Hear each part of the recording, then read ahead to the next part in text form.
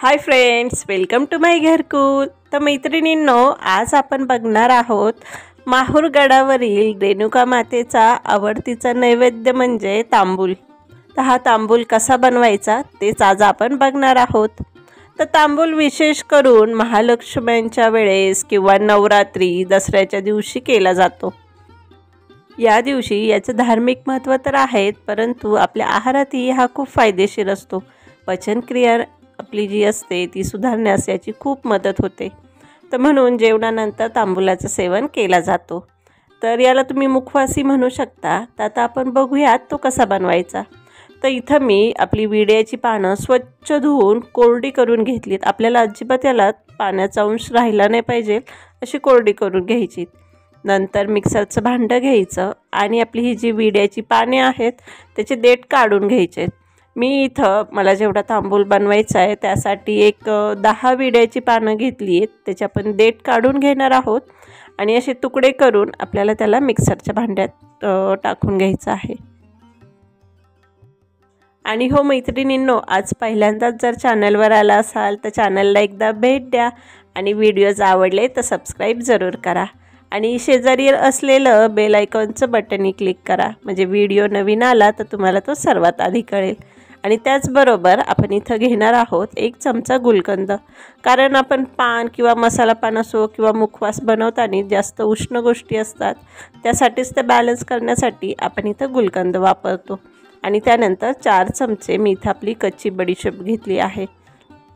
त्यानंतर आपल्याला इथं 2 चमचे आपलं सुकं खोबरं असतं त्याचा किस घ्यायचा। डेसिकेटेड कोकोनट जे आयतं मिळतं ते घेतलं तरी चालेल।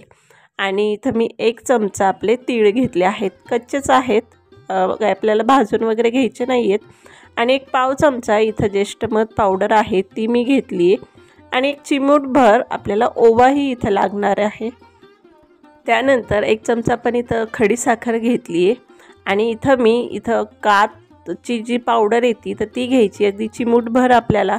जर पावडर नसेल तर कातीचे जे खडे येतात तर छोटासा खडा तुम्ही यात टाकू शकता।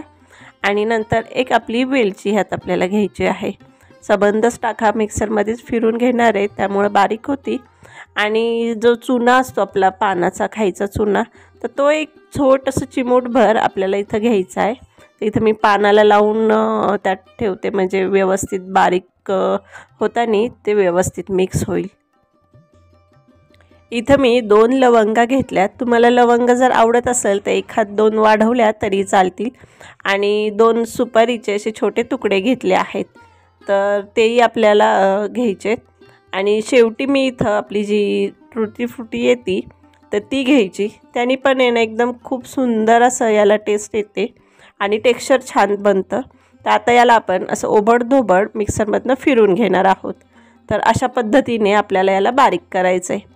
तर प्लेटमध्ये काढून घ्यायचं आहे। आता थोडं कसं पाणी आपण हे जे पान वापरलं आहे तर त्यामुळं थोडंसं ते ओलसर वाटतं, त्याला थोडं कोरडं करून घ्यायचं, म्हणजे तुम्ही फॅनखाली थोडं सुकू शकता। आणि त्यानंतरच बरणीत भरायचं, म्हणजे हा अगदी 1-1.5 महिना आपल्याला फ्रीजमध्ये राहून टिकतो। आता यामध्ये थोडंसं मी आणखी चव छान लागण्यासाठी आपल्या ज्या रंगीत बडीशेप येतात तर त्याही टाकणार आहेत आणि वरनं थोडीशी टूटी फ्रुटी टाकणार आहे, म्हणजे खाताना चव एकदम खूप सुंदर अशी, जसं मसाला पान असतं तर तसं याची परफेक्ट चव येते। म्हणजे सगळ्या फॅमिलीलाही आपल्याला सगळ्यांना द्यायलाही सोपं जातं, एकदम करून ठेवलं ते 1-1.5 महिना राहतं। तर ही साधी सोपी घरातल्या साहित्यात बनणारी तांबूलाची रेसिपी तुम्हाला आवडली असेल तर नक्की या नवरात्रीत ट्राय करा। थँक्यू।